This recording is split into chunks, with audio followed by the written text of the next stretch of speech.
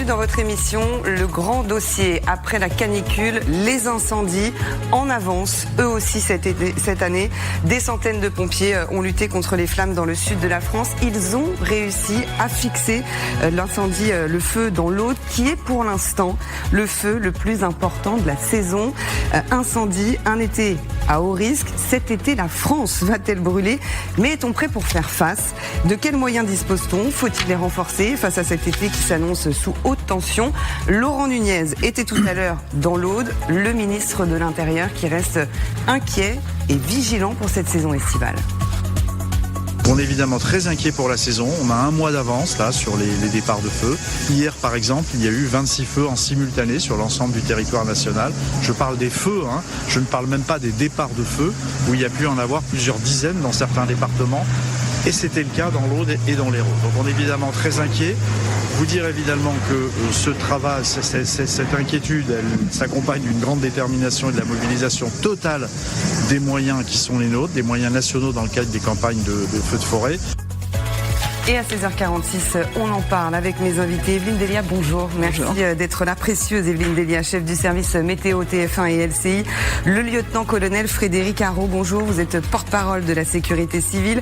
À vos côtés, Renaud Pilat, qui est, oui, vous essayez de vous maquiller. Renaud Pilat, éditorialiste politique à LCI. Et puis Philippe Drobinski, bonjour. Vous êtes climatologue, directeur de recherche au CNRS et auteur du prochain rapport du GIEC. Vous allez être évidemment très précieux pour nous expliquer ce qu'il est en train de se passer, mais on va partir tout de suite sur le terrain à Pouzol-Minervois où 950 hectares ont donc été ravagés, 200 habitants évacués. Margot Perry, Camille Souhaut, vous êtes sur place, le feu fixé, stabilisé, mais il faut rester vigilant, notamment à cause du vent.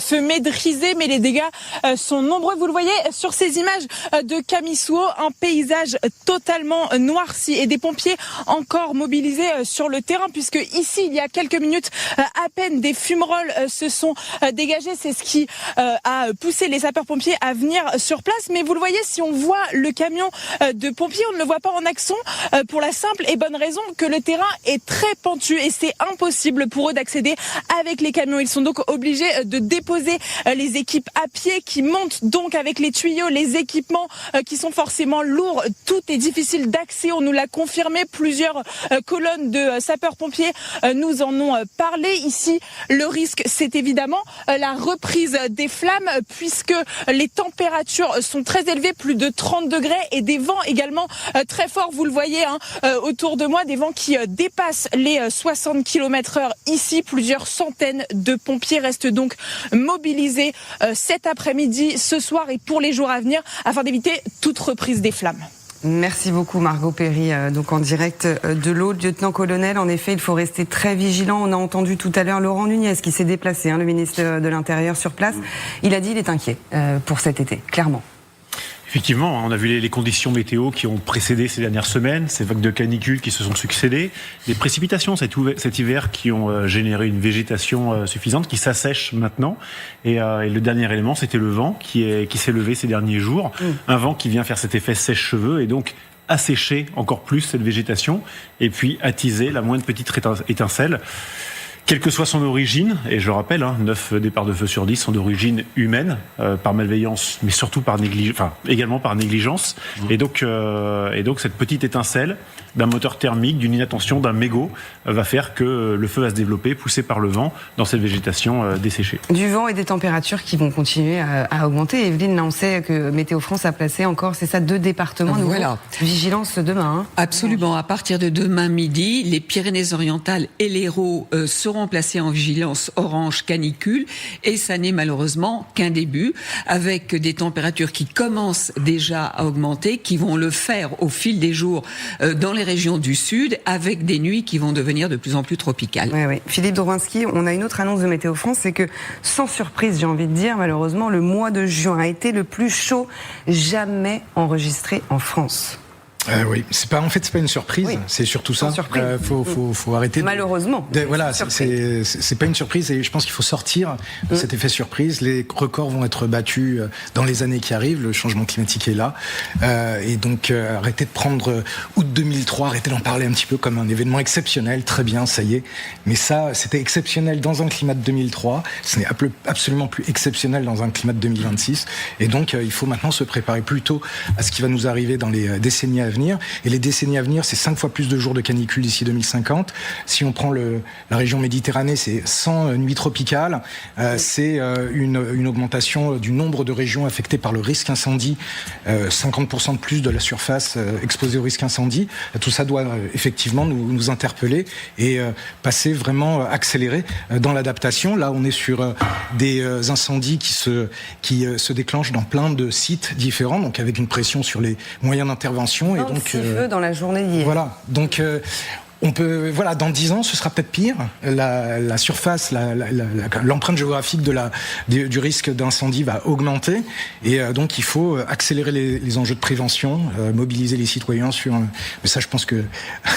ici, le lieutenant-colonel le pourra bien. Largement commenter là-dessus. Et tout à l'heure, Laurent Nunez l'a fait déjà, en effet, sur place. La prévention, c'est extrêmement important. Mais Evelyne, en effet, on ne peut plus comparer à ce qu'il y a 23 ans, c'est ça ? Non, mais j'ajouterais en plus que ce mois de juin est le plus chaud jamais enregistré. Derrière juin 2003, alors la canicule c'était août, mais juin avait déjà été très chaud. Et derrière juin 2025, c'est-à-dire que finalement on voit l'accélération de changement et réchauffement climatique. Ces mois les plus chauds de juin depuis l'an 2000, 2025, 2026, parmi les 3 les plus chauds. Ouais, on va aller voir justement ensemble les cartes météo parce que c'est important de les voir avec vous justement sur ce qui nous attend. Concrètement, on va expliquer aux téléspectateurs pour donc la journée. Là, ce sont les températures pour demain après-midi. Alors déjà demain matin. Donc on voit en bleu que on a quand même une relative fraîcheur encore pour les nuits et pour les matinées sur les régions au nord de la Loire. Mais déjà 24 degrés près de la Méditerranée, ça veut dire que cette nuit, le thermomètre ne descendra pas en dessous de 24 degrés, que ce soit sur le golfe du Lion, mais aussi du côté de Nice.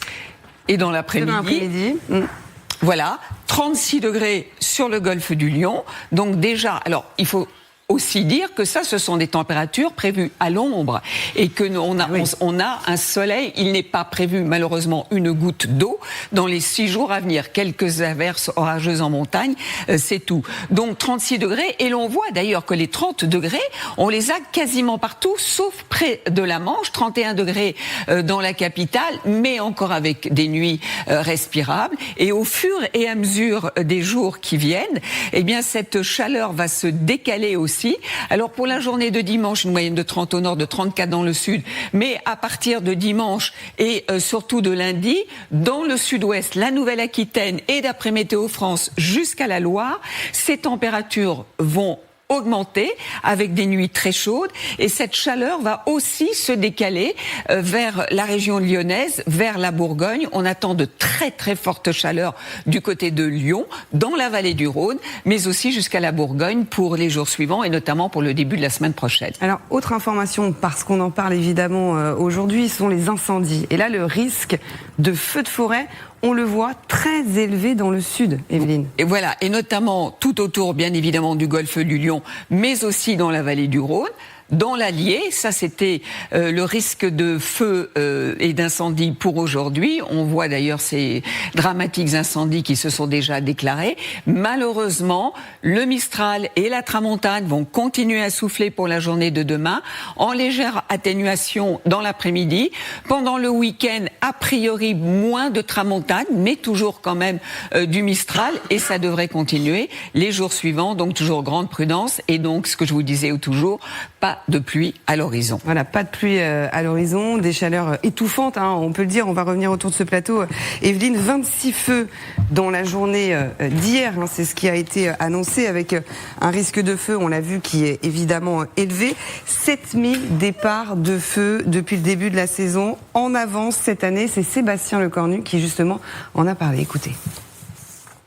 Il faut bien reconnaître qu'ils arrivent pratiquement 15 jours, 3 semaines en amont des périodes habituelles et qui donc évidemment vont nous donner du fil à retordre, c'est le moins que l'on puisse dire, en matière d'endurance. Voilà, Philippe Dobrinski, c'est bien ça, encore une fois, c'est en avance sur tout ce qu'on avait pu projeter. Alors vous allez me le dire encore peut-être une fois, c'est sans surprise. C'est ça, c'est-à-dire que c'est par rapport à d'habitude en fait. Oui. C'est ce qui a été dit, la formulation exacte je l'ai plus, mais en fait non, l'allongement de la période estivale, on va dire, c'est quelque chose qui a été déjà prévu depuis des décennies. Il y a rien de nouveau et c'est important de changer véritablement de mode de pensée. Il faut se projeter plutôt dans les décennies à venir et voir ce que les décennies à venir nous réservent et s'adapter et se préparer plutôt à ça, plutôt que de parler que par rapport à d'habitude. L'habitude n'existe plus, il faut plus regarder dans le rétroviseur maintenant. On vous a pas assez écouté, c'est le sentiment peut-être que vous avez ?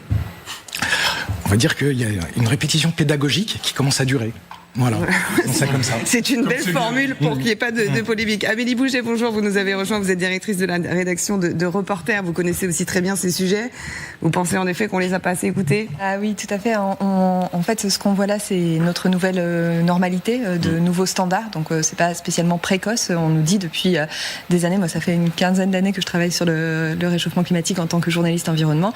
Et plus intense, plus précoce, plus fréquent, on le sait depuis maintenant des décennies, en fait, depuis les années 70. Donc, en effet, chaque année, on a l'impression d'une nouvelle anormalité, alors que c'est un régime auquel il faut à la fois s'adapter et contre lequel il faut continuer à lutter parce que chaque dixième de degré compte. Renaud, les politiques n'ont plus le choix là, clairement. Parce que pourtant, c'est la mémoire courte systématiquement quand on sort de saison, en fait, j'ai envie de dire.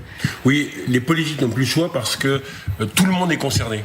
Et nous tous, les Français, on est concernés, eux aussi sont concernés. Et l'être humain, malheureusement, en tout cas c'est ma conviction, ne réagit lorsqu'il est au pied du mur. On voit bien dans notre vie quotidienne. Alors il y a des gens qui sont extrêmement prudents, qui sont extrêmement prévoyants, mais l'immense majorité des individus, les psychologues le disent, les sociologues le disent, eh bien on change nos habitudes lorsqu'on a peur.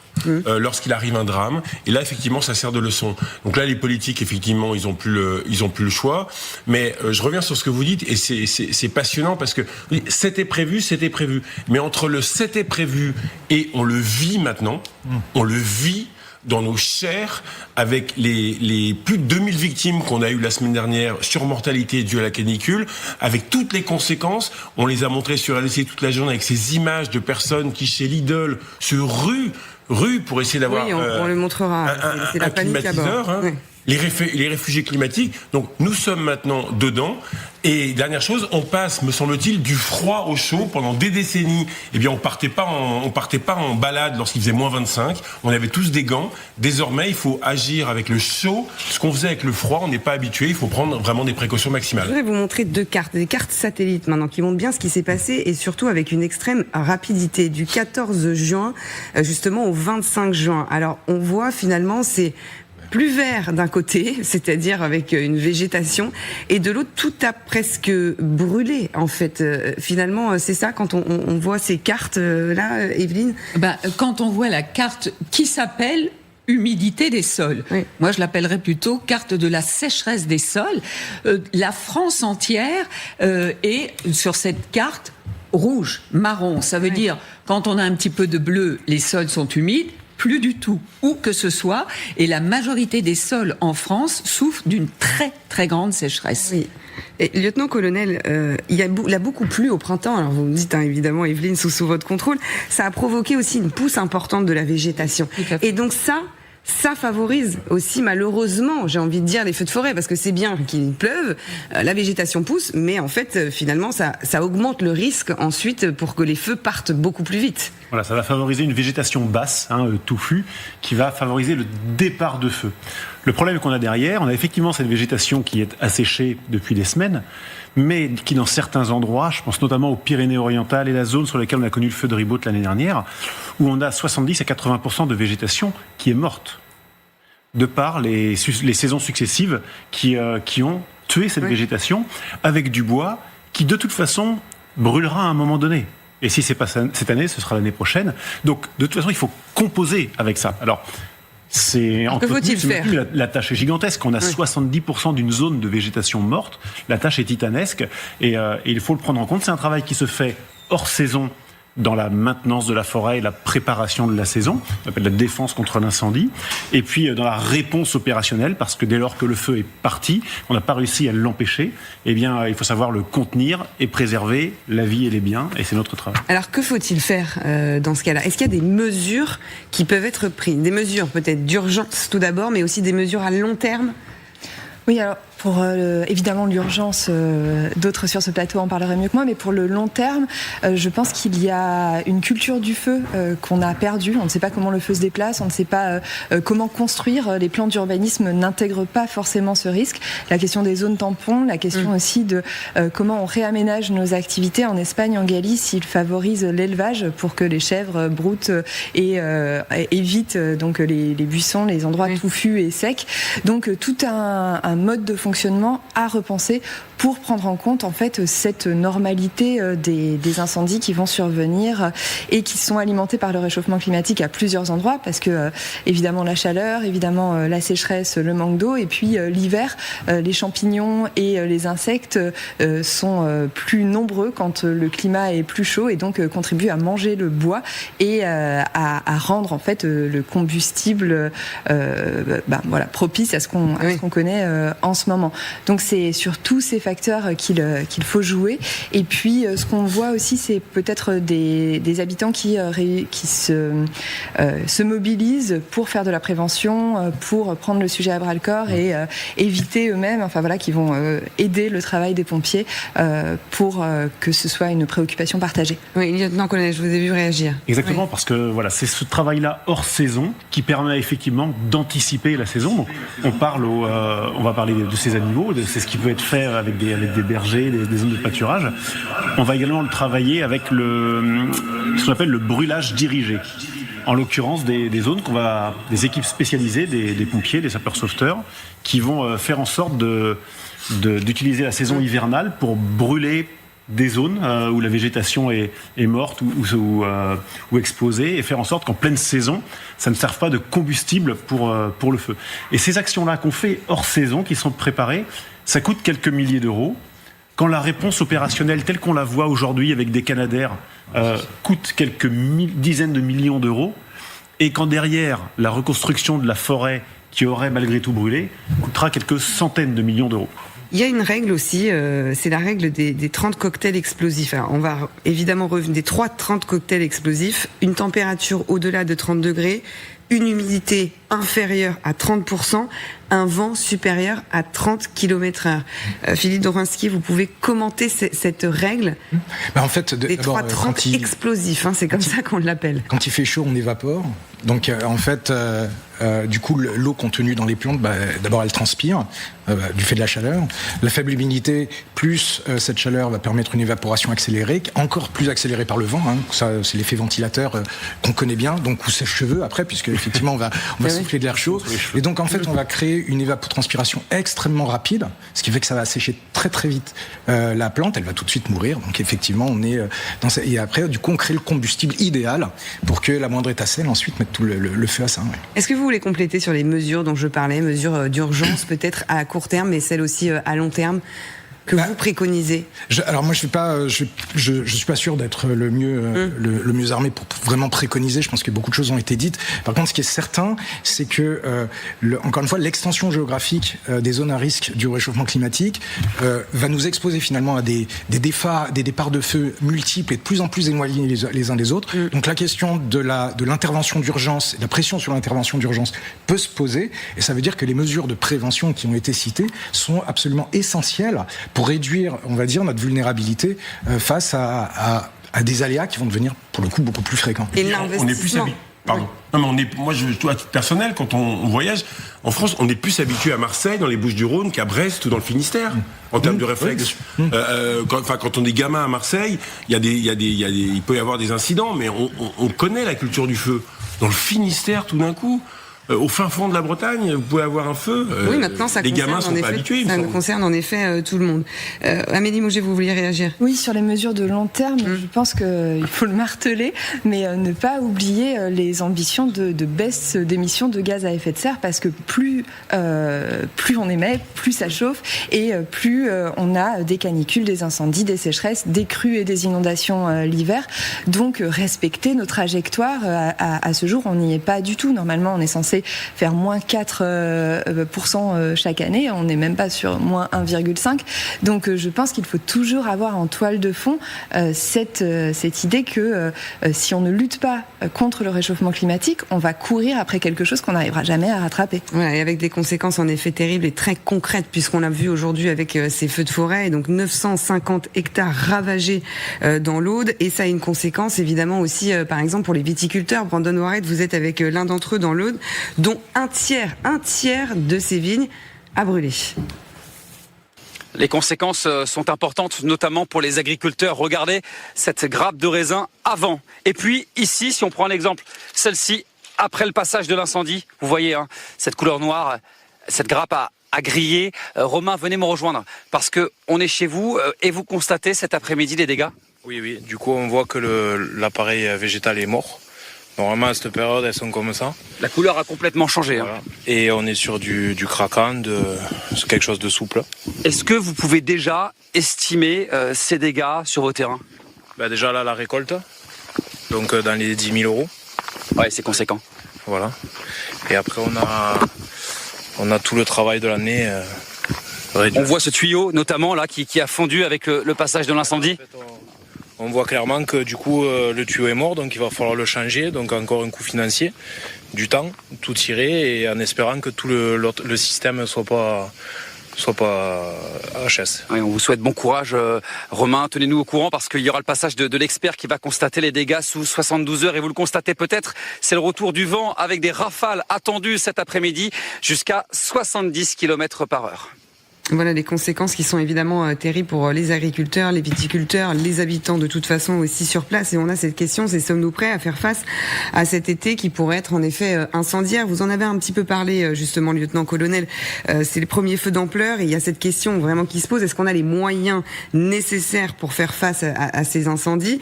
De quel arsenal justement disposent aujourd'hui les pompiers, Canadair, Dash bombardier d'eau, hélicoptères ? On va vraiment faire le point et on va en parler avec vous, Guillaume Farn. Vous avez rejoint. Merci d'être là, consultant police-justice TF1 LCI. Si on fait le point, déjà voilà, on le voit sur les moyens aériens. Les Canadair, on va en parler justement avec vous. On sait que on en a beaucoup entendu parler. On va être assez clair sur le sujet. 8 Dash, 3 Beechcraft. Est-ce qu'on peut expliquer Beechcraft Oui, c'est quoi comme avion pour c'est un petit avion. C'est pas un avion bombardier d'eau. C'est un avion qui sert pour des missions d'observation, de reconnaissance. Ouais. Les avions bombardiers d'eau, c'est sur la partie gauche de l'image, sont les 12 Canadair et les 8 Dash-8 que nous possédons. On a fait un choix particulier en France qui nous singularise des Espagnols et des Italiens, qui sont nos voisins immédiats. C'est celui d'avoir une flotte mixte, c'est-à-dire que le Canadair est un avion bombardier d'eau qui est COP et donc qui est dédié exclusivement à cette mission, tandis que le Dash est un avion dit multimission, donc il fait d'autres choses le reste de l'année. Mais qui va servir quand il n'y a pas d'incendie ou quand c'est pas la saison estivale, en fait, finalement, c'est ça. Ah oui, parce que les Canadair, vous les utilisez 6 mois de l'année. Et ça, on va évidemment. Et puis le reste de l'année, ils servent à ce que les pilotes s'entraînent, mais fort heureusement, il n'y a pas d'incendie l'hiver en France pour le moment. 40 hélicoptères, donc, et on a à peu près, donc ça, lieutenant-colonel, vous me dites, sous votre contrôle, 250 000 sapeurs-pompiers, en majorité volontaires, faut le rappeler, qui sont répartis à peu près sur tout le territoire. C'est bien ça, au niveau de ces chiffres. Au moyen aérien, il en manque quelques-uns. On a aujourd'hui 30 machines qui sont dédiées à bombarder de l'eau. Donc on a effectivement les 12 Canadair, on a les 8 Dash, qui ont des fonctions différentes. Le Canadair, il écope de l'eau, le Dash, il va plutôt larguer en retardant, mais des quantités un peu plus grandes, mais il doit se poser pour se faire. Et on a également sur la flotte des Air Tractor, qui sont des bombardiers d'eau un petit peu plus petits. On a des hélicoptères lourds bombardiers d'eau, du Super Puma notamment, et puis des hélicoptères un petit peu plus légers, plus quelques moyens loués par les départements. Donc aujourd'hui, on a 30 machines volantes qui sont à même de larguer de l'eau pour aller appuyer les moyens au sol, que sont principalement les sapeurs-pompiers et les sapeurs-sauveteurs au contact. 95% des feux de végétation sont éteints par les sapeurs-pompiers et les sapeurs-sauveteurs au sol. Et donc les moyens aériens viennent en complément pour les 5% qui ont pris une dimension tout autre. Sur les renforts terrestres, en effet, la sécurité civile compte environ 3500 professionnels, sont les chiffres à peu près qu'on a, 700 véhicules qui sont spécialisés donc dans la lutte contre les incendies. Et tout à l'heure, d'ailleurs, le ministre de l'Intérieur en a parlé, il y a le matériel loué, 10 hélicoptères bombardiers d'eau, voilà, c'est ça, et des Air Tractor, c'est ça, ce sont des petits avions, qui permettent d'effectuer des largages dans les zones difficiles d'accès. Chaque avion a son moment pour travailler sur le feu. C'est-à-dire que on va faire du guet aérien armé. Tous les jours, on va faire un travail avec Météo France pour évaluer la situation des zones les plus à risque et on va établir un circuit aérien que, en général, un Dash va faire durant la journée et il va, en fonction des départs de feu, larguer du retardant ou de l'eau sur des départs de feu immédiats. C'est la stratégie d'attaque du feu naissant. Un feu qu'on va étouffer dès son départ, c'est un gros feu qu'on va éviter de traiter pendant 15 jours. Et donc cette attaque du feu naissant, elle paye. Et elle permet que 95% des feux ne dépassent pas les 5 hectares. On va revenir justement, on va s'arrêter avec vous Guillaume Fard, on va les montrer pareil aux téléspectateurs, bien expliquer sur les Canadair. Donc les CL 415, c'est ça, donc aujourd'hui on en a 12 en France, il en faudrait à peu près 16, c'est ça, donc 4 de plus, mais il y a un vrai problème de vieillissement et de disponibilité en fait. 4 de plus, c'est ce qui a été commandé, c'est l'annonce du président de la République, notamment en 2022. Vous vous souvenez, 2022, il y a des méga-feux, comme on dit, notamment dans le département de la Gironde. Le président de la République annonce la commande de 2 Canadair supplémentaires, puis ensuite de 2 autres, c'est-à-dire 4 supplémentaires. La difficulté qu'on a, c'est que des Canadair, nous en avons 12, les voisins en ont davantage. On évoquait l'Italie, ils en ont 18, l'Espagne en a 21. Nous, on a fait le choix d'une flotte mixte, ils ont fait le choix d'une flotte plus homogène. Dans tous les cas, ces Canadair CL415, on les a acquis entre 1995 et 1997 pour l'immense majorité d'entre eux. Ils ont donc 30 ans, ils sont soumis à un stress hydrique important, ils écopent notamment parfois sur de l'eau salée. Ça veut dire qu'ils s'usent, ça veut dire que aussi les pièces de rechange coûtent de plus en plus cher, ça veut dire que les taux d'indisponibilité augmentent. Bref, il y a une question qu'on se pose, c'est comment les renouveler, sachant que l'industriel qui les produisait, Bombardier, ne les produit plus. Donc il y a maintenant un successeur qui est de Havilland Canada, qui produit un nouveau modèle, le CL515. C'est celui-là qui sera livré pour 2 unités en 2028. Et puis pour les autres, peut-être 2031, 2032. En tout cas, c'est assez hypothétique. On voit les usines là du CL515, donc le successeur.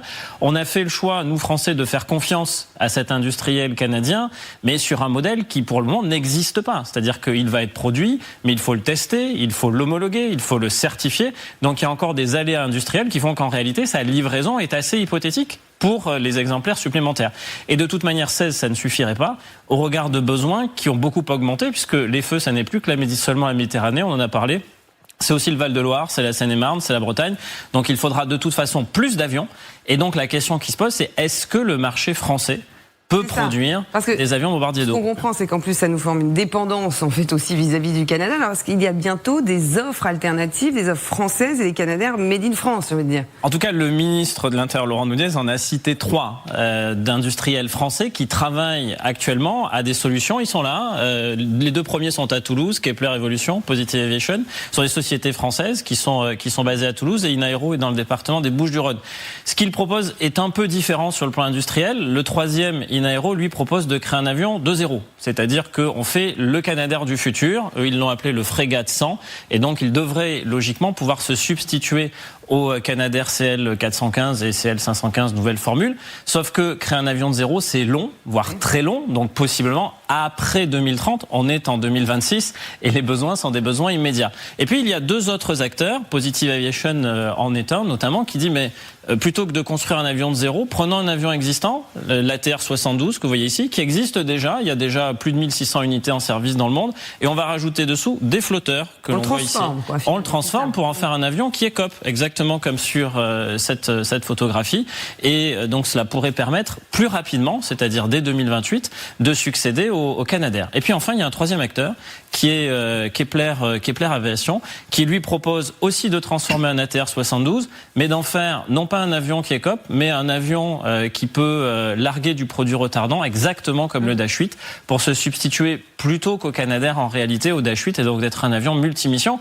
Donc en France, on a des idées, on a un savoir-faire, on a une filière aéronautique d'excellence. Il faut patienter un petit peu, mais l'horizon 2028, il peut être plus précoce que la livraison au moins de 2 sur 4 des CL515 qu'on attend, avec un mérite, ce sont des industriels français qui produisent en France des avions français. Merci Guillaume pour ces précisions, c'est vraiment très intéressant et c'est vrai que ça montre, alors là, Renaud Pilat, je me tourne vers vous parce que ça montre qu'il y a des projets industriels en France et que c'est possible. Ça aussi, c'est un débat très très français d'ailleurs, là. L'industrialisation.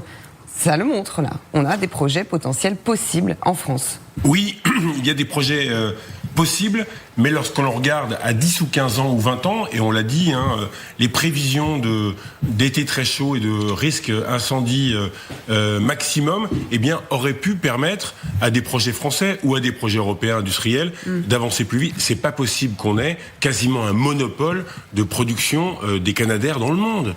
Le Bombardier, le canadien, qui en plus, regarde, le réchauffement climatique, il est mondial. Vous avez des commandes aux États-Unis, vous avez des commandes de Canadair en Australie, au Canada, dans le monde entier, en Turquie, au Maroc, au Maghreb, exactement. Donc il y a un goulot d'étranglement sur cette production quasiment monopolistique des Canadair. Il faut absolument qu'on ait des projets français ou en tout cas européens.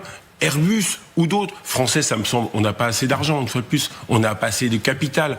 On n'a pas assez, pardonnez-moi l'expression, de cash, comme on dit dans les milieux économiques et financiers. Il faut, pour avoir des lignes de production, des commandes à long terme. C'est exactement comme c'était le cas pour les masques lors du Covid. C'est exactement le cas pour les climatiseurs. Actuellement, les climatiseurs, par exemple, il y a deux groupes chinois. Alors, on dépend des climatiseurs des groupes chinois. Et bien, sur tous ces nouveaux produits du changement climatique, il faudra une souveraineté. Pour avoir de la souveraineté, il faut pouvoir lever de l'argent. Et pour pouvoir lever de l'argent, eh bien, il faut des réformes, mais ça sera l'objet d'autres débats. Philippe Dobrinski, de toute façon, on le sait qu'il faut investir parce que sinon tout ça nous coûtera de toute façon plus cher à un moment. Ça aussi, les experts climatiques ne cesse de le dire. Oui, 1 euro investi maintenant dans l'adaptation, c'est 7 euros évités sur les dommages futurs. Donc, en fait, l'équation économique, elle est là. Maintenant, c'est la valorisation de... c'est pas quelque chose qu'on vend directement. Oui. Donc, mais l'intégration de cette donnée-là, elle est importante si on veut boucler l'équation économique. Ouais. 1 million d'hectares à brûler, c'était en 2025. Il y avait un tournant record qui était historique à l'époque. Est-ce qu'on en a vraiment tiré les leçons, en fait, clairement? Là aussi, j'ai l'impression que la mémoire courte et qu'on a, en fait, finalement, très vite oublié. Plus personne n'en a ensuite reparlé. Forcément, septembre, octobre, novembre, décembre, quand il commence à faire froid et que la saison est terminée. On a du mal à tirer des leçons, en fait, généralement. C'est ça? Oui, que ce soit sur l'équipement ou que ce soit sur la gestion des forêts. On sait que ce qu'on appelle la malforestation, c'est-à-dire des forêts qui sont très homogènes, avec les mêmes essences, qui sont moins bien gérées, ça participe aussi de la propagation des incendies. Donc il y a plein de choses à faire sur le long terme, mais en effet, c'est des petites actions qui sont peut-être moins visibles, moins spectaculaires que l'équipement, mais qui sont indispensables et incontournables pour affronter la suite. Et puis clairement, sur le long terme, si on regarde les prévisions, si on regarde la multiplication des méga-feux, ces besoins, ils vont être de plus en plus importants et on va avoir des catastrophes concomitantes qui vont nécessiter à la fois une flotte, à la fois des moyens humains pour parer à ce qui nous attend.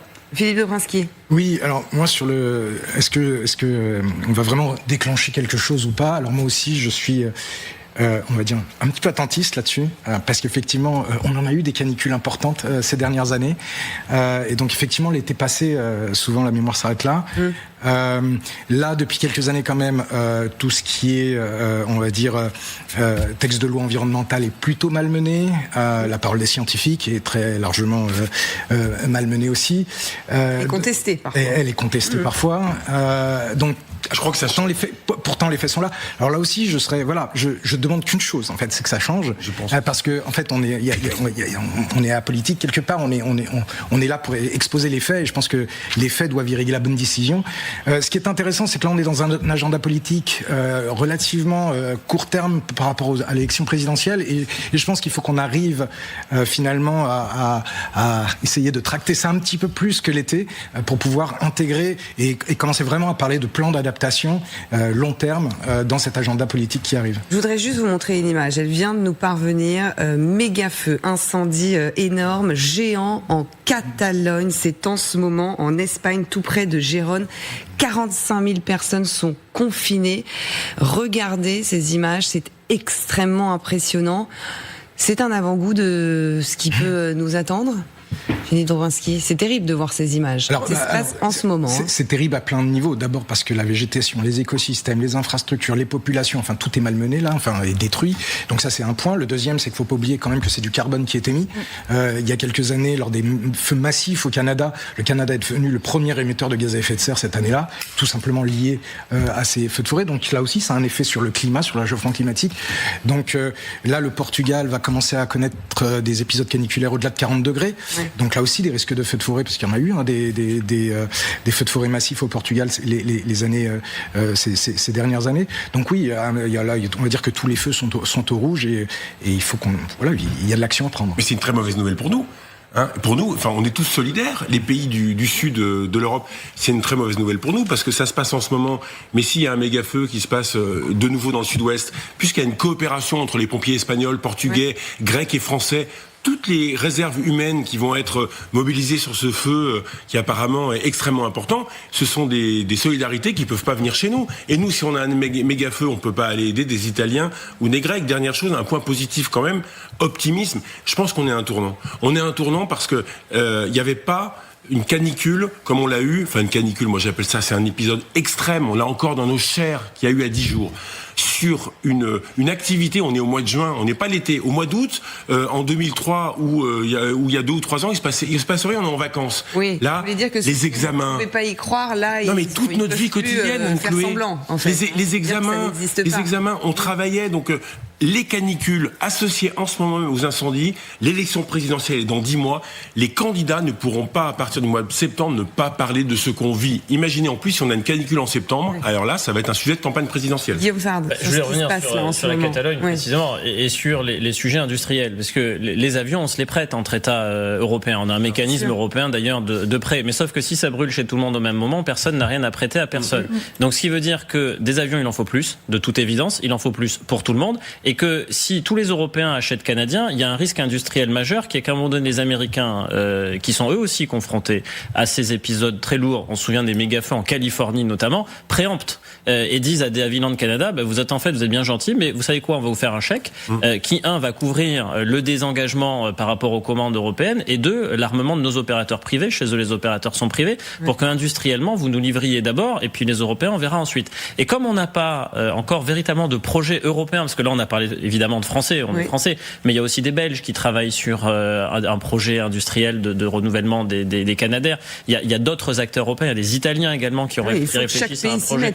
Mais en fait, il faut faire surtout émerger un acteur ou plusieurs acteurs européens, et notamment français, puisque soyons patriotes, qui pourraient faire en sorte que demain on ait enfin une alternative. Mais ça veut dire qu'il faut les soutenir. Ça veut dire que là, la France en a commandé 4, c'est très bien. De toute façon, il y avait rien immédiatement disponible. Mais il faut arrêter d'annoncer des commandes au Canada et réorienter évidemment nos regards vers ce que l'on fait chez nous et que l'on fait bien, pour que l'argent des Français permette de financer des avions français qui vont s'employer au service de la France. Lieutenant-colonel, sur ce qui se passe en ce moment en Catalogne, comment ça se passe et comment on essaie... Je sais, aux États-Unis, par exemple, il y a parfois une autre stratégie, c'est de contenir le feu dans un espace et de laisser brûler. Est-ce que dans ce genre de cas, en fait, on est obligé d'en arriver là? C'est de le contenir au maximum et à un moment, en fait, de laisser brûler. Parce qu'à un moment, on sait qu'on n'y arrivera pas. Alors la priorité, encore une fois... Et que ça n'atteigne pas les habitations. C'est bien de sauver les vies, de préserver les biens et de préserver l'environnement. Donc, la densité d'habitat en France et en Catalogne fait qu'on ne peut pas se permettre de laisser brûler. De toute façon, il faut aller confiner les gens dans un premier temps, voire les évacuer quand c'est nécessaire et sauver leur habitat. Donc c'est possible dans des zones plutôt isolées comme on peut avoir aux États-Unis ou au Canada. C'est moins réalisable chez nous et dans tous les cas, on va combattre ces feux-là. Effectivement, avec nos moyens, encore une fois, terrestres et aériens. En France aujourd'hui, avec notre flotte, on vient de l'évoquer, nos 12 Canadair, bientôt 14 puis 16, nos Dash et nos hélicoptères et Air Tractor, on est capable de gérer à peu près 2 gros feux, comme on a pu avoir l'année dernière, ribotés, simultanément, si toute la flotte est disponible. Alors, c'est pas toujours le cas, parce que des fois, on a de la maintenance, on peut avoir de la casse sur des machines. Ça veut dire qu'on gère assurément un gros feu par nous-mêmes, parce qu'à un moment donné, il y a une saturation au niveau des avions. Ils peuvent pas être tous ensemble sur le même feu et vont se gêner les uns les autres. Donc ça se travaille, ça se coordonne. Dès lors qu'on va avoir un deuxième feu et qu'on n'aurait potentiellement pas de tous nos avions, à ce moment-là, effectivement, nous allons activer le mécanisme de protection civile de l'Union européenne, qui existe depuis 25 ans maintenant, et qui permet, entre États, de pouvoir se prêter des avions, des moyens terrestres, des matériels, et plein d'éléments qui vont permettre de combattre et d'avoir un niveau supérieur de renfort placé sous l'autorité du préfet. Mais c'est un troisième feu. Et cette limite de solidarité, et on l'a connue cette limite, on l'a connue en 2017 avec les feux au Portugal. Oui. Le Portugal avait demandé à l'époque des Canadair, il n'y avait pas de Canadair au Portugal. Ils ont demandé les Canadair de leurs voisins. Tous les pays européens qui avaient des Canadair, Espagne, Italie, Croatie, Grèce et France, ont répondu qu'ils étaient eux-mêmes concernés par des feux et n'ont pas pu en envoyer. Seule l'Espagne en a finalement envoyé. Ils ont connu cette nuit-là au Portugal 60 morts sur une évacuation qui a mal tourné. L'Europe en a tiré les conséquences et a créé un nouveau dispositif qui est né en 2019 qui s'appelle le Rescue. L'Europe a acquis des moyens supplémentaires. En l'occurrence, ils ont commandé également des Canadair, en l'occurrence des Canadair que l'on recevra d'ici 2028-2030. Ils ont commandé des hélicoptères, les premiers sont arrivés déjà, et ils ont commandé toutes sortes de moyens, des Air Tractor également, pour avoir des moyens additionnels par rapport aux flottes que l'on avait déjà. De manière à ce que si demain le Portugal ou la France demande des moyens et qu'aucun autre pays n'est à même de pouvoir les fournir, à ce moment-là, Bruxelles active le dispositif Rescue et c'est ces moyens additionnels qui vont quand même pouvoir fournir un renfort supplémentaire. C'est la Commission européenne, c'est la Direction générale pour l'humanitaire et la protection. Mais avec une limite, je parlais en effet, vous disiez 2 feux, s'il y a un troisième feu qui se déclenche quelque part, on parlait donc 26 feux qui se déclenchent déjà hier seulement sur le territoire. Donc ça a forcément de toute façon à un moment ses limites. De toute façon une limite et puis comme le disait le lieutenant-colonel, il y a un problème de taux de disponibilité des avions. Alors nous, il s'est largement amélioré, on est maintenant plutôt sur 80% pour notre flotte de Canadair, mais 80% ça veut dire que vous avez une machine sur 5 qui n'est pas opérationnelle, c'est-à-dire que sur une flotte de 12 vous êtes à 9 et il y a eu des années où on était plutôt à 50 qu'à 80. Et puis d'ailleurs même sur les prêts, le CL415 c'est un vieil avion maintenant, donc il y a des taux d'indisponibilité élevés, ça vaut aussi pour les voisins, c'est pas que pour la France, et même si ils ont parfois un meilleur taux de disponibilité que nous, notamment en Italie, il va quand même falloir songer à une solution de renouvellement et assez vite. Amélie Mouget, je vous donne la parole et Philippe Bronski après. Oui, puis il ne faut pas penser à un nombre d'incendies constants, c'est-à-dire que dans les prochaines années, on le sait, ce sera plus 13 à 22% d'incendies d'ici à 2030 avec la trajectoire actuelle. C'est pas linéaire, les climatologues le diront mieux que moi, mais on sait qu'on va devoir anticiper quelque chose qui va vers plus de feux sur une surface du territoire plus importante. Si on continue sur une trajectoire plus 4 degrés, la Loire, le bassin parisien, enfin, il faut se projeter dans un monde qui brûle partout, du début du printemps à la fin de l'automne.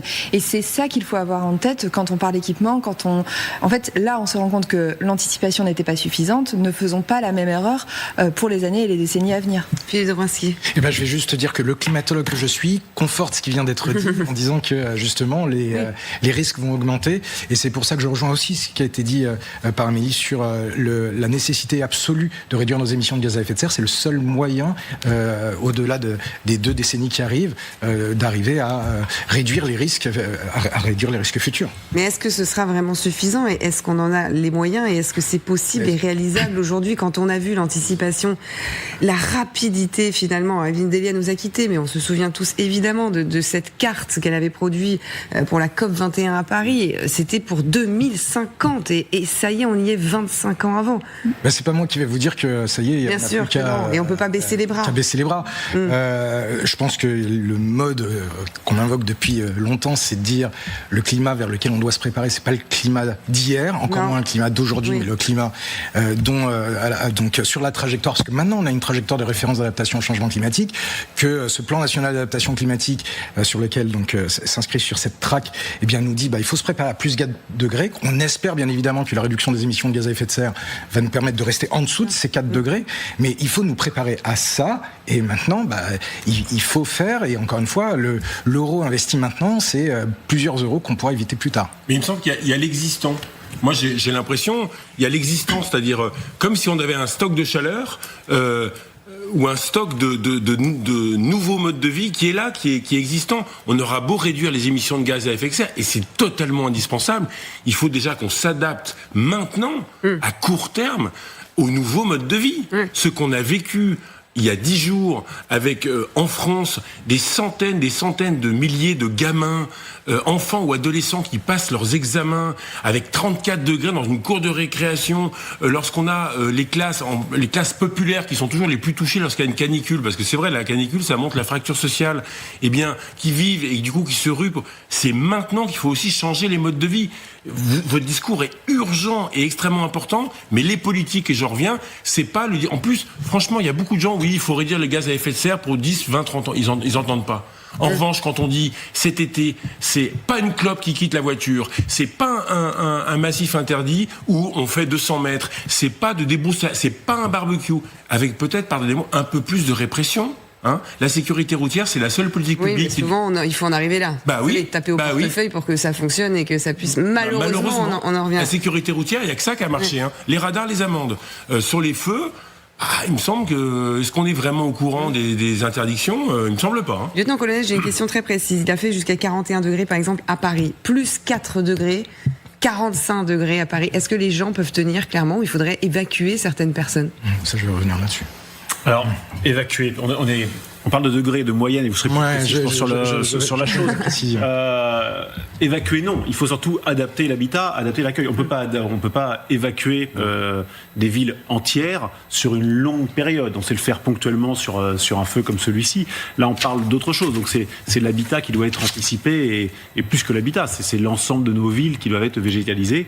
C'est ce qui est initié, mais clairement trop doucement. Et la climatisation, sûrement, en tout cas, c'est le débat qui revient. Non. Voilà, ce que je voulais dire, c'est que plus 4 degrés à la fin du siècle, c'est pas du tout 41 plus 4. D'accord. Ça veut dire qu'une canicule, ce sera plus de 50. C'est ça que ça veut juste dire. Encore pire, donc, que ce que je viens de dire. Ça, c'est la trajectoire. Alors, on va commencer, et ça, c'est chaque dixième de degré de réchauffement supplémentaire peut nous amener à ne plus être capable de nous adapter. Donc, c'est ça, parce que 50 degrés, là, ça devient... On est invivable. Donc, en effet, mais la végétalisation suffira-t-elle, ou est-ce qu'en effet, c'est climatisation, en fait, pour tout le monde ? Alors, déjà, juste une chose. La climatisation réchauffe l'extérieur. Si vous voulez déjà que votre végétalisation, votre végétaux tiennent déjà, soient en bonne santé à l'extérieur, ce serait bien d'éviter de réchauffer dehors. Donc, je pense que la climatisation n'est absolument pas le bœuf à bas de l'adaptation en matière de rafraîchissement. La priorité, c'est de rafraîchir. Et il y a plein de solutions pour rafraîchir. On sait faire, et historiquement, les populations, les communautés méditerranéennes savent faire une architecture rafraîchie passivement. Il y a une quantité d'options, de moyens, et il faut les hiérarchiser. Blanchir les routes, les maisons, notamment. Exactement. Les toits blancs. Voilà. Donc il y a beaucoup d'actions, d'abord qui sont beaucoup plus... parce que lorsqu'on parle de climat, on parlait de justice climatique ou de justice sociale. Il faut savoir que si on veut continuer la fracture climatique en termes de justice sociale, la clim est le bon vecteur. Donc il y a beaucoup d'autres options qui sont beaucoup moins chères, qui sont tout aussi efficaces, et c'est un panel de solutions qu'il faut activer. Amélie Mouget. Et puis là, ce qu'on voit, c'est aussi l'élevage, le maraîchage qui est fortement impacté. On va pas climatiser nos champs, on va pas climatiser les bâtiments d'élevage de poulets, de porcs. Oui, on a vu des bêtes, des poules mourir. Mais oui, en Bretagne, c'est 5000 tonnes de cadavres d'animaux qui ont été enfouis. La climatisation ne sauvera pas les arbres. La climatisation ne peut être la réponse. Elle peut individuellement, pour les personnes fragiles, pour les personnes âgées, évidemment, être une partie de l'adaptation, mais on ne peut pas en faire l'alpha et l'oméga de notre réponse aux canicules, d'autant que, comme on l'a dit, elle émet des gaz à effet de serre dans des proportions non négligeables et donc contribue aux problèmes auxquels on fait face. Il faut climatiser les bâtiments d'élevage. Désolé, François Gémen nous a rejoint. Merci d'être. Je suis désolé d'être un peu cash, mais enfin, vous ne pouvez pas sacrifier. Il faut rappeler que le but de la lutte contre le changement climatique, c'est quand même de sauver des vies. Oui. De sauver les vies des humains, de sauver les vies des animaux. Si vous sacrifiez des millions d'animaux sur l'autel de la lutte contre le changement climatique, franchement, vous avez rien compris, hein. Bon, voilà, je suis désolé d'être un peu nous a brutal, rejoint il est cash et brutal, mais on en a besoin. Et aujourd'hui, c'est peut-être un discours brutal d'ailleurs qu'il faut pour aussi réveiller et éveiller les consciences, même si Renaud l'a dit, il y a un réveil quand même des consciences, peut-être des choses, mais il y a une bascule. Moi, j'y suis sûr qu'il y a une bascule. Vous l'avez remarqué, vous? C'est ce qu'on dit à chaque fois.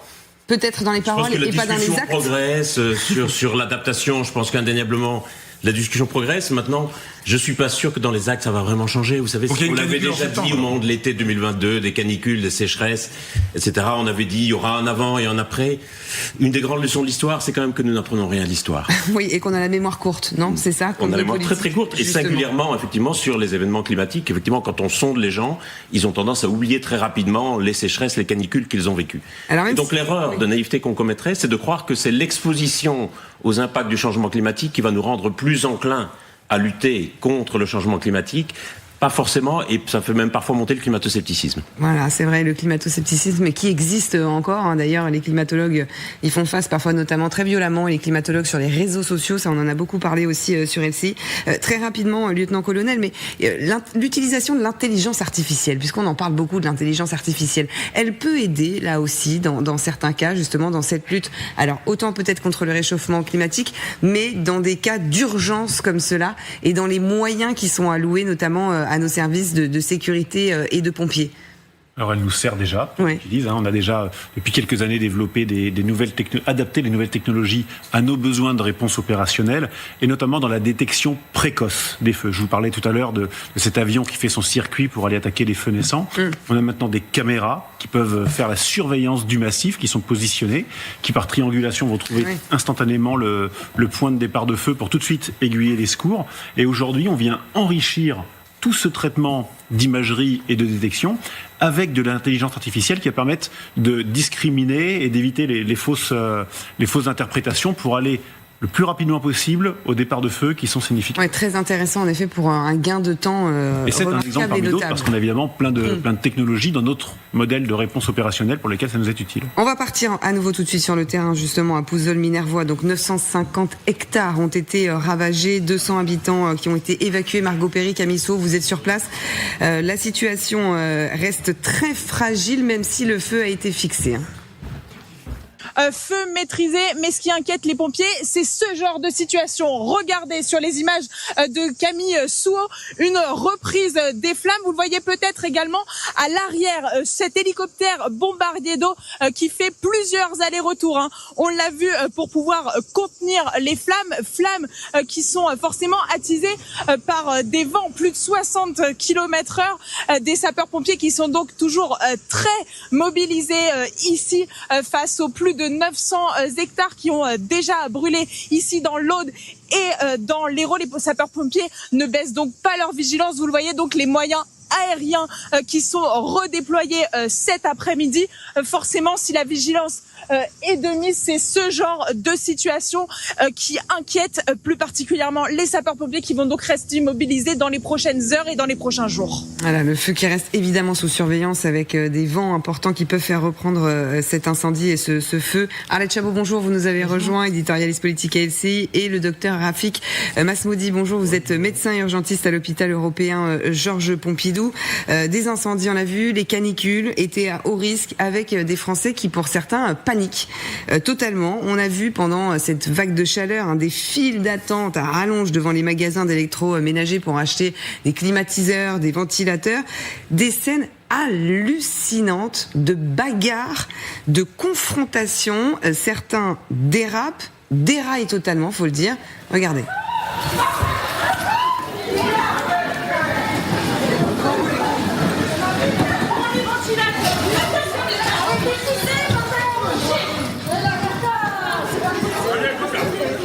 Alors, il y a beaucoup de Français qui, docteur, sont très angoissés.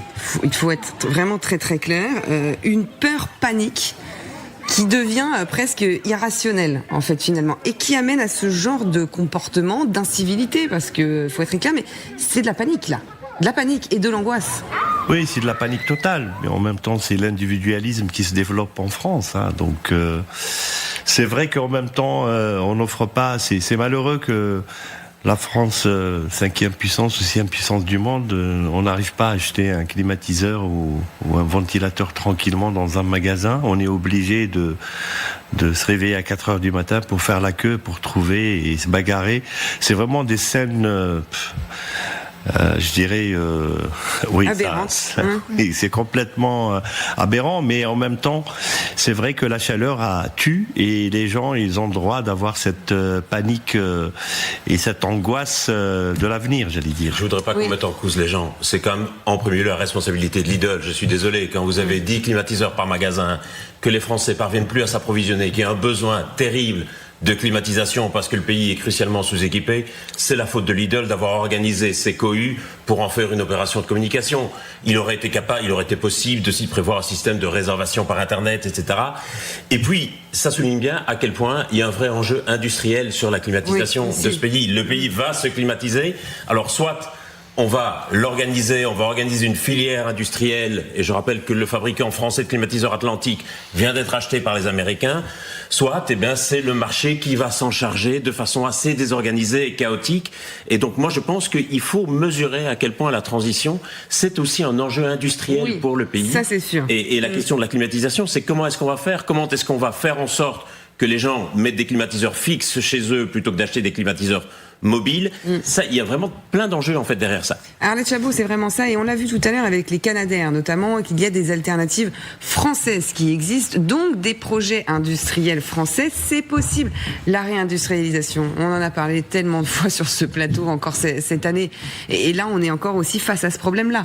Oui, je peux dire joker, parce que c'est toujours la même question, et il y a toujours une alternative a priori française, et M. Gémen disait à l'instant, rappelait effectivement Atlantique, on a dit c'est formidable, c'est génial, ceux qui fabriquent des pompes à chaleur, parce que la France va s'équiper, les Français vont acheter des pompes à chaleur, c'est génial pour leur chauffage, manque de bol, si je puis m'exprimer ainsi, mais je le dis quand même comme ça, le fabricant qui devait participer au boom de la production et de la vente de pompes à chaleur, il est racheté par des étrangers. Donc, dans quelques mois, on va pleurer comme d'habitude, comme on avait pleuré pour les panneaux solaires parce que c'est la Chine, comme on pleure sur effectivement les climatiseurs parce que c'est exactement la même chose, et qu'on pleure surtout parce qu'on est incapable d'organiser nous-mêmes. Alors on dit c'est la loi du marché, je veux dire il y a l'entreprise française ne marche pas, les héritiers sont divisés. Je crois que c'est ça en ce qui concerne l'Atlantique. Donc au fond, les entreprises sont rachetées par les Américains, les Japonais ou les Chinois. Il y en a d'autres aussi directement qui achètent. Donc c'est assez déprimant. C'est pour ça que je disais joker, parce qu'on est obligé à chaque fois de constater que la vision est bonne, que effectivement il devrait y avoir formidable développement économique parce qu'il faut investir dans effectivement la transition écologique, et qu'à chaque fois on ne monte pas dans le bon train. Voilà, et donc on en est réduit à se lamenter de dépendre d'équipements américains ou chinois. C'est pareil pour les voitures électriques, c'est pareil pour les panneaux solaires, c'est pareil pour les onduleurs électriques, sans doute demain pour les climatiseurs. Il faut réaliser que tous ces secteurs, ce sont des secteurs industriels d'avenir qui ont besoin effectivement d'abord du soutien de l'État, et manifestement, il faut, je pense, un grand plan d'investissement dans la transition, un grand plan de soutien industriel. Je pense que vraiment, on méconnaît les enjeux industriels de la transition. Et alors, les conséquences, évidemment, alors autant de la canicule, maintenant on le sait et on le voit, retardement, c'est aussi cette hausse de la mortalité. Là, on va aller voir ces chiffres avec vous, vous allez bien les commenter, docteur, parce que il y a une hausse de la mortalité avec des chiffres qui ont été donnés ce matin dans la matinale de TF1 par la ministre de la Santé. Elle était face à Adrien Gindre. Surmortalité déjà, donc d'au moins 2025 décès supplémentaires. Comment on interprète ce chiffre déjà? Est-ce que là on parle vraiment d'une surmortalité? Pour le moment on parle de surmortalité, mais est-ce que c'est lié à la chaleur elle-même, ou est-ce que c'est les patients, en tout cas la majorité, c'est des personnes âgées qui ont des comorbidités, ce qu'on appelle des maladies chroniques. Il y en a certains qui sont morts parce qu'ils ont eu une chaleur, c'est ça, qui est dépassée. Un accélérateur, un peu comme ça a été le cas pour le Covid à l'époque. On a su pour les personnes fragiles, ça a un peu peut-être accéléré les décès. C'est le même principe, ça a accéléré, mais d'autres ils sont morts de la chaleur elle-même, parce que ce qui peut arriver à n'importe... Si on dépasse 40, 41, et si on n'est pas pris en charge assez rapidement, et si on ne descend pas à la température, on peut mourir de surchauffe dans un sens. Et d'autres, ils sont morts parce qu'ils étaient malades, ils avaient aussi un certain âge, et d'autres aussi, ils sont morts par inconscience. Je dirais que on en a certains jeunes qui, en plein canicule, ils sont partis faire du sport. Et les coups de chaud pour les jeunes, ça peut être fatal. Ça peut être fatal. Il y a un autre chiffre intéressant, c'est la hausse des morts à domicile. 91%, donc quasiment x2. Là aussi, ça préoccupe, on va l'entendre tout à l'heure, Sébastien Lecornu, le gouvernement, parce que c'est vraiment ceux-là qui ont été les plus grosses victimes, j'ai envie de dire. C'est les décès à domicile. Oui, ça c'est lié, j'allais dire, à deux choses principales. C'est l'architecture urbaine, j'allais dire, et deuxièmement, c'est l'isolement de ces personnes âgées qui sont seules. La solitude tue aussi.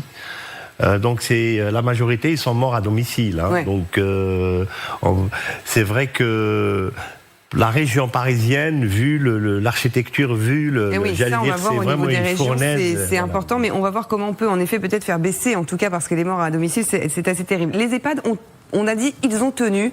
Il y a quand même une augmentation de 37% de décès dans les EHPAD. Donc il y en a eu, malgré tout ce qui a été fait depuis 2003 dans les EHPAD et dans ces établissements. Tout à fait. Mais je pense que dans les EHPAD, 37%, ça fait beaucoup quand même. Malgré que par rapport à la canicule 2003, on a vraiment baissé le chiffre d'une manière extraordinaire. Mais il y a eu des recommandations avec les salles fraîches et compagnie. Mais je pense qu'il faut augmenter le nombre quand même. Une seule pour tout un EHPAD, ça me paraît un peu limite. Et puis, on a vu aussi que ces augmentations, elles concernent donc toutes les régions, mais il y a des régions vraiment où il y a eu une énorme augmentation, et c'est là que ce n'est pas anodin, plutôt des régions qui sont dans le nord-ouest du pays, Pays de la Loire, plus 62%, Île-de-France, Normandie, Centre-Val de Loire. Et c'est là où on le disait tout à l'heure, maintenant ça y est, ça concerne tout le monde. Peut-être moins habitués, en fait, finalement, les personnes à subir des fortes chaleurs, contrairement au sud. Tout à fait. En tout cas, l'Île-de-France, c'est vraiment l'architecture et les personnes âgées qui vivent juste en dessous des toits avec une fournaise, donc c'est un peu difficile. Les Pays de la Loire, c'est un peu différent. C'est des régions, même c'est plus, il y a des maisons, mais la canicule, elle a commencé un peu plus tôt. Et surtout que il faut comprendre une chose, c'est que quand la température la nuit, elle se rafraîchit pas, passer 2-3 jours, c'est là où il y a le plus de conséquences par rapport au risque de mortalité. Voilà, on va y revenir en tout cas à cette hausse de la mortalité, mais on va retrouver tout de suite Margot Péry sur le terrain dans l'Aude, parce que Margot, vous êtes avec le maire de Pouzzoles. Oui, tout à fait, puisque le maire, lui, reste attentif. Vous le voyez sur ces images de Camille Souhaut, juste derrière nous, une reprise des flammes attisées par le vent qui, vous le voyez, souffle toujours très fort ici. Monsieur le maire, vous êtes mobilisé depuis plusieurs heures, plusieurs jours. Quelle est votre réaction face à ce genre de situation? Est-ce que vous êtes inquiet? Ah oui, énormément inquiet, parce que comme vous verrez, il y a des habitations pas loin, et si le feu arrive à trop descendre, ça va déborder sur ces champs là qu'on a derrière nous, et ça va partir vers les maisons de nouveau. Et il faudra évacuer. Vous, est-ce que c'est compliqué? Vos équipes sont fatiguées? Comment on se mobilise? On se mobilise toujours, mais les équipes sont fatiguées. Moi-même, je suis très fatigué. Là. On vous souhaite bon courage, en tout cas. Merci beaucoup. Ici, les sapeurs-pompiers sont toujours mobilisés, puisque on est aussi inquiet, vous le disiez, monsieur le maire, par les habitations qui sont, elles, très proches de cette reprise des flammes. Vous voyez sur ces images de Camille Souhaut, et la vigilance est particulièrement accrue. On a même vu les moyens aériens redéployés avec un hélicoptère bombardier d'eau. Voilà, donc on le sait, merci Margot et Camille Souhaut, le feu donc dans l'Aude fixé, mais il faut rester évidemment vigilant et protéger avant tout, en effet, les habitations. On comprend l'inquiétude pour ce maire, les maires qui sont toujours mobilisés et sur le terrain. Pour revenir justement donc à cette surmortalité, les décès à domicile, augmentation donc de 91%, presque 2 fois plus, ça préoccupe en effet le gouvernement. Écoutez Sébastien Lecornu sur le sujet. Je le redis, on a une particularité qui est difficile d'ailleurs à appréhender, c'est que la plupart, en tout cas un nombre important de nos concitoyennes et de nos concitoyens qui sont décédés à leur domicile. C'est en cela d'ailleurs la grande différence avec 2003 où il y avait, on s'en souvient évidemment, la question des EHPAD. Aujourd'hui, on voit bien que, et notamment sur la plaque parisienne, en Île-de-France, beaucoup de personnes seules, c'est aussi un sujet sociétal, social très important, se sont retrouvées livrées à elles-mêmes et sont décédées à domicile.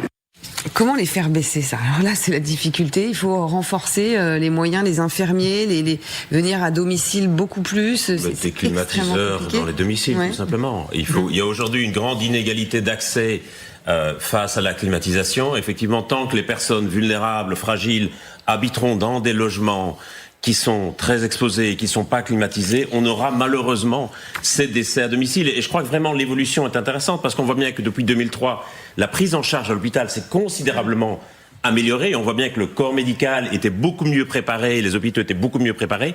Par contre, il y a cette question de l'isolement, il y a ces questions effectivement des logements qui sont des bouilloires thermiques et effectivement des logements au dernier étage sous les toits. Paradoxalement, ce sont les logements les plus recherchés sur le marché immobilier, mais les risques de mourir dans ces logements sont 4 fois plus élevés que si on habite dans un appartement à étage inférieur. Amélie Mouget, vous vouliez ajouter quelque chose ? Oui, ce sont les fameuses bouilloires thermiques. On connaît les passoires thermiques l'hiver qui se transforment, souvent ce sont les mêmes en bouilloires thermiques l'été, soit parce que les toits, soit parce que l'absence de volets. Et là, il y a des choses à faire du côté des bâtiments de France aussi qui n'autorisent pas certaines protections contre la chaleur. La climatisation, c'est un débat évidemment parce que ça renforce les îlots de chaleur urbains, mais pour les personnes les plus vulnérables, avoir pas au dernier étage, vous rejetez l'air chaud à plusieurs dizaines de mètres de hauteur, donc c'est pas un problème. C'est un problème si vous le rejetez dans la rue où il y a des sans-abri et des gens qui travaillent, mais si vous l'avez au dernier étage, c'est pas un sujet. En tout cas, les émissions de la climatisation, c'est un sujet, mais non. Mais non, je suis désolé, il faut arrêter avec ces conneries. C'est pas un sujet. Vous avez une électricité qui est décarbonée en France, dont vous n'avez pas de rejet de gaz à effet de serre, et les fluides frigorifiques réfrigérants, c'est les mêmes que ceux que vous avez dans vos frigos. Vous n'allez pas interdire les frigos. Quoi qu'il arrive, la rénovation du parc urbain et du bâti est aussi nécessaire parce que on a ces accompagnements MaPrimeRénov' qui fait des va-et-vient avec une incertitude complète sur des personnes qui voudraient isoler mieux leur logement, se protéger du froid l'hiver, du chaud l'été, consommer moins d'énergie et ne pas régler leur climatisation au maximum s'ils sont équipés de climatisation parce que leur bâti leur permet de ne pas le faire. Et là, on a un chantier immense dans les bâtiments publics aussi, les écoles et autres. Et donc, c'est aussi un des leviers. Sur la climatisation, c'est intéressant parce que ça devient en effet, ça l'est toujours d'ailleurs, un débat qui est devenu aussi un débat de société, un débat en effet politique. Mais on y revient maintenant. Vous, en tout cas, vous dites que ce n'est pas un problème. Je ne comprends pas qu'on sous-estime les bénéfices pour la santé publique de la climatisation. Je vous donne un exemple, docteur. Lorsqu'on réalise à l'hôpital des opérations de chirurgie, on utilise des gaz anesthésiants pour endormir les patients. Ces gaz anesthésiants, c'est une catastrophe pour le climat. C'est parmi les gaz à effet de serre les plus nocifs pour le climat. Alors, les fabricants progressent un peu, mais malgré tout, ça reste très nocif. On n'envisage pas de faire des pontages coronariens ou des chirurgies cardiaques sans endormir les patients. Personne n'envisage d'opérer les patients à vif parce que ça causerait une souffrance incroyable. Et donc on tolère effectivement l'impact de ces gaz anesthésiants sur le changement climatique parce qu'on comprend bien que si on met dans la balance les bénéfices pour la santé humaine et les impacts environnementaux, les bénéfices sur la santé humaine l'emportent largement. Je pense que sur la climatisation, il faut avoir ce même type de débat, d'autant plus que les impacts sur le changement climatique sont très très limités et les bénéfices sur la santé humaine sont immenses. Je le rappelle, le but de la lutte contre le changement climatique, c'est de sauver des vies, c'est de permettre aux gens de vivre mieux. Si on sacrifie les vies des gens sur l'autel de la lutte contre le changement climatique, on n'a rien compris à l'affaire. Alors justement, j'aimerais bien l'avis de Pierre Roux, qui est notre invité aussi, président de l'ADPA, Association des directeurs au service des personnes âgées. On le sait, en effet, la climatisation qui est arrivée dans les établissements et les EHPAD, les établissements pour les personnes âgées. Vous, c'est quoi votre avis justement sur la climatisation et pour éviter, en effet, peut-être cette augmentation de ces morts à domicile, à l'hôpital ou dans les EHPAD? Oui, bonjour, et puis merci de nous avoir invités. Je voudrais, avant, si vous le permettez, de répondre à cette question, avoir une pensée pour toutes les victimes et leurs familles, et puis l'ensemble des aidants et des professionnels qui font un travail remarquable aujourd'hui dans des conditions extrêmement difficiles. Et je crois que si aujourd'hui nous avons moins de décès, c'est aussi qu'en 2003, j'entends, c'est aussi et surtout grâce à eux. Et donc, il ne faut pas l'oublier. Après, il ne faut pas non plus sous-estimer la surmortalité. Je pense que après ce qui s'est passé en 2003, nous étions aussi peut-être en droit d'espérer qu'une telle catastrophe ne se reproduise pas. Et nous espérons en tout cas, de notre côté, que l'été va peut-être suivre une trajectoire moins caniculaire pour les mois de juillet et août. Alors sur les questions que vous posez, écoutez, moi je n'oppose rien.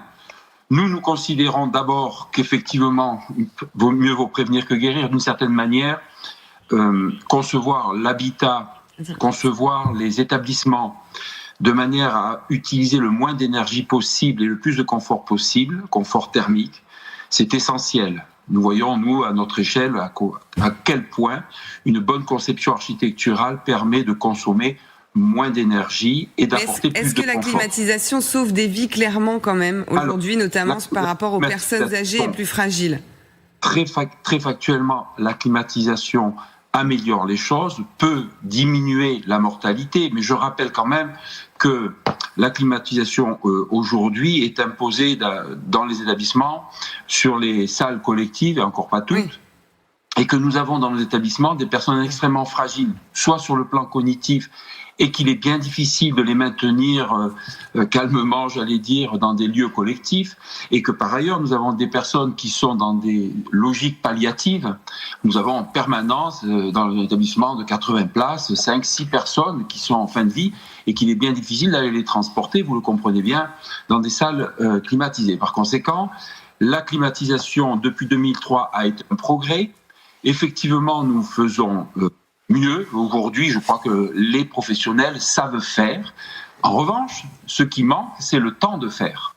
Oui, ça c'est sûr. Alors justement, je voudrais qu'on montre une image, Arlette Chabot, 30 000 climatiseurs. Donc ça a été quand même commandé par le gouvernement. Donc c'est la solution d'urgence, en tout cas, qui a été prise par le gouvernement. Il commence à arriver. Ça y est, on va le voir, on regarde ces images. Depuis hier, certains sont partis.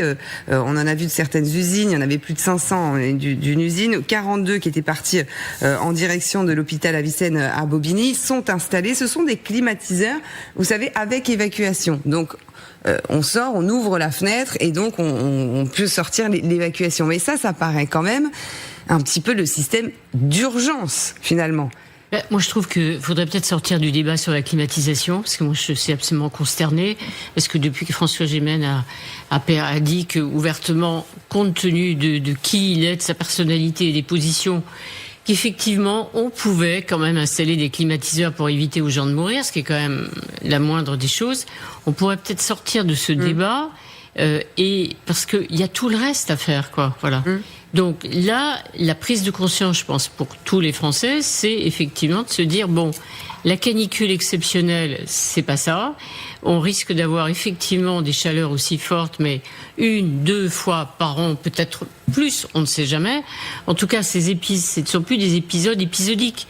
La France n'est plus un pays au climat tempéré. On a changé d'époque et il faut tout faire. Il faut effectivement, il y a les écoles, il y a revoir des normes pour les logements qu'on construira demain, pour les bureaux, enfin tout l'immobilier et tout. Et puis on peut tout décliner comme ça, en fait. Il y a tout à repenser. On peut pas vivre demain, et même déjà aujourd'hui, on a du mal, mais demain, comme on vivait il y a 20 ans, où on pensait qu'effectivement, il fallait juste se protéger l'hiver du froid, et que l'été, ça irait mieux. Et voilà. Donc, je pense que c'est ça. Donc, sortons. On a l'art de se concentrer pour des raisons idéologiques, d'abrutissement total, sur des sujets qui, finalement, sont mineurs. Le problème, il est beaucoup plus large et il faudrait, logiquement, si on n'était pas à une période de fin de mandat, que déjà, il y a un gouvernement qui se dise, on refait un plan, même s'il y a déjà un plan qui a été fait, rédigé sur l'adaptation au changement climatique. Il faut tout remettre sur la table et se dire, voilà, on y va. Moi, je souhaite juste que ce soit un sujet de la campagne électorale. J'arrête là, il est 17h56. C'était mon vœu du jour. C'était le vœu du jour qui sera peut-être exaucé. On verra. En effet, on sait que la campagne présidentielle est en train, en effet, de commencer. Donc peut-être que ça va rester au centre. Il ne faut pas dire, effectivement, on en parle maintenant et puis hop, on passe à autre chose après, dans quelques semaines. Docteur. Oui, non, mais je suis à 100% d'accord avec Arlette. Je dirais, il y a une chose qui est assez simple. L'hôpital, il fait ce qu'il peut. L'hôpital est malade, pour dire, depuis longtemps, et à chaque fois où il y a une crise, il résiste. Et on fait tout, il y a des plans et tout ça, mais à un certain moment, il faut voir la réalité. Je suis à 100% d'accord sur le principe qu'il faut agir sur la source. Si la source elle est bien traitée, l'hôpital il sera pas surchargé. Parce que là, si on va pas trouver des solutions sur le bâti, et pour le moment il faut mettre des climatiseurs partout. On discutera après sur les risques sur la nature et autre chose. Bien mais sûr. C'est pas le moment. Et il y a surtout des réactions urgentes, en tout cas à prendre des choses qui se passent très concrètement. On parle de la surmortalité, mais je voudrais vous montrer ces images parce que François Gémen, Arlette, vous ne les avez pas vues, docteur aussi, mais ce feu incroyable, un incendie géant. Hors de contrôle. On est en Catalogne.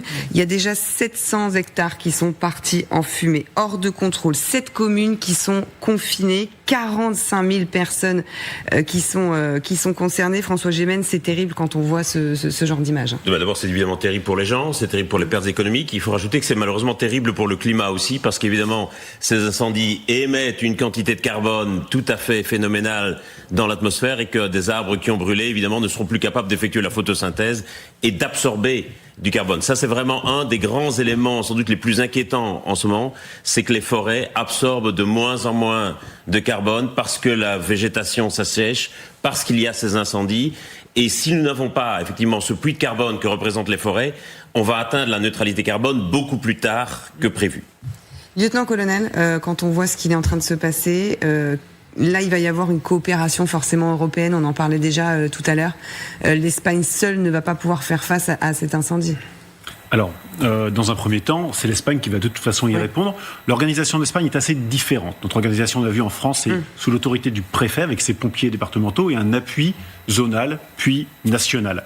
En France, c'est régional. Donc en l'occurrence, c'est la Catalogne, c'est la sécurité civile de Catalogne qui va opérer, qui dans un premier temps va faire appel éventuellement aux autres régions avec une coordination de Madrid et à leurs Canadaires. Vous parliez tout à l'heure qu'effectivement ils avaient plus de Canadaires que nous, ils en ont 18 je crois de mémoire, mais qui sont des Canadaires militaires.